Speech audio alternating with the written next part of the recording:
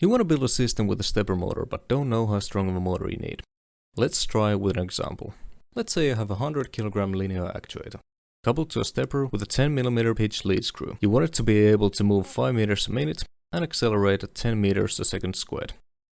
You do some quick math and you find the requirements to be 1.6 Newton meters and 500 revolutions per minute. You find a suitable stepper, specified to 1.6 Newton meters and 3000 revolutions per minute. Perfect. Except, when you look at the motor's datasheet, you find out that the torque is much lower at the required speed than the nominal torque, which only applies when the motor is holding its position stationary. So you find a beefier motor, specified to 4 Newton meters. Check the datasheet and see that it can put out the required torque. Now you'll have to design the driver. You take another look at the datasheet and find out it's specified for 4.2 amps per phase and 2.96 volts. Now how much current do you need? Is it 4.2 amps or twice that, as the motor has 2 phases? Does the drive output mean total or per phase? And why do all the drivers have such high voltages? Does the drive convert the supply voltage to suit the stepper? Now, roughly all modern stepper drivers are what's known as a chopper drive. When a drive energizes a phase, it'll switch on the voltage. Due to inductance, the current can't rise instantly, but will ramp up in response. The driver monitors the current, and once it reaches the desired level, the driver will start acting as a bang-bang controller to keep the wanted current level until the drive unenergizes the phase and the current falls. When switching at a low frequency, the current will be able to reach the desired level and stay there for a significant time. But at a high frequency, the current will not rise fast enough to stay at the desired level for a long time before the phase is unenergized.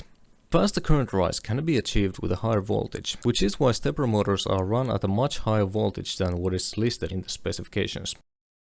The voltage specified is just the phase resistance multiplied by the current rating and does not account for inductance and switching. So don't worry, you will not burn up your motor with a higher voltage as long as current is limited properly. As well as the motor, the drive also has the current specified per phase, so selecting the driver will be easy. You look for one that can supply at least the 4.2 amps required, and you find one rated for 5 amps with the input voltage specified to 24 to 48 volts. All you have left is to find the requirements for the power supply. The maximum power drawn by the driver will equal the driving voltage times the amp limit. A regulated power supply should at least match the amp rating of the motor. For an unregulated power supply, about half is enough, as the average power drawn is much lower than the maximum.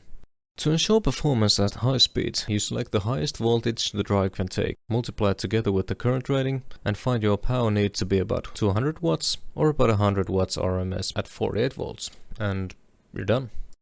Now you're a good little engineer, so you realize that this is a perfect world example. It doesn't take into account friction, gravity, electrical losses, whatever. And since you're watching this, you're probably building a prototype, not designing a production machine, so you don't have to optimize anything.